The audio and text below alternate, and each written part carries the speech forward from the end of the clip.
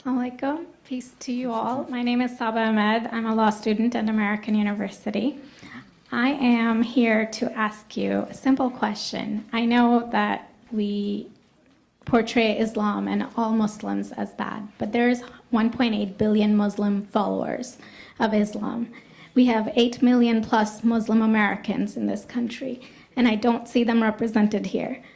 But my question is, how can we fight an ideological war with weapons? How can we ever end this war?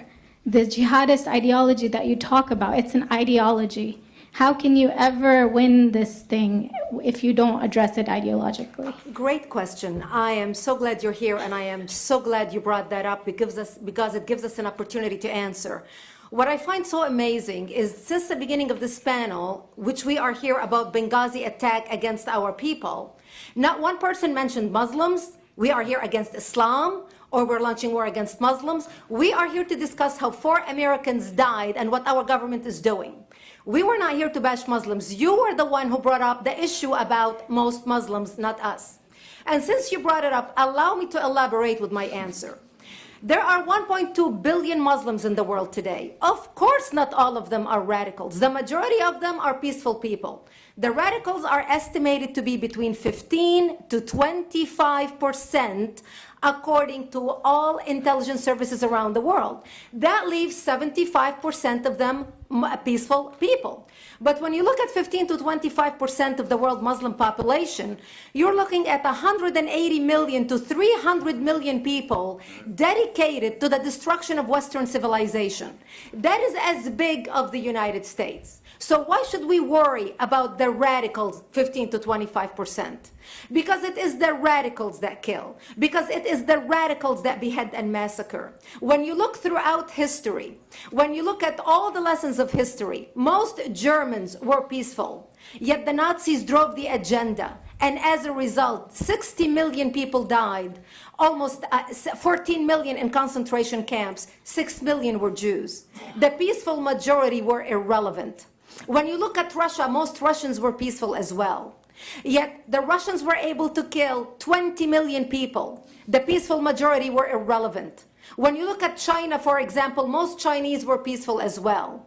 Yet the Chinese were able to kill 70 million people. The peaceful majority were irrelevant. When you look at Japan prior to World War II, most Japanese were peaceful as well. Yet Japan was able to butcher its way across Southeast Asia, killing 12 million people, mostly killed with bayonets and shovels. The peaceful majority were irrelevant.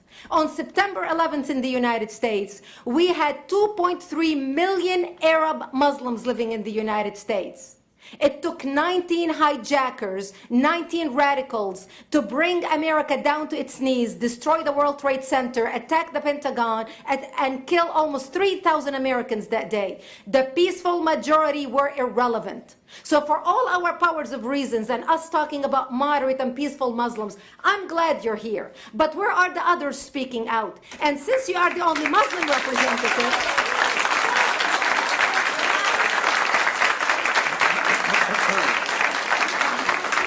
applause till the end.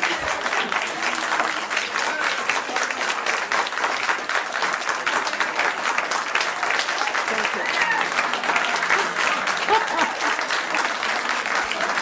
Thank you. And since you're the only Muslim representative in here, you took the limelight instead of speaking about why our government, and I assume, are you an American?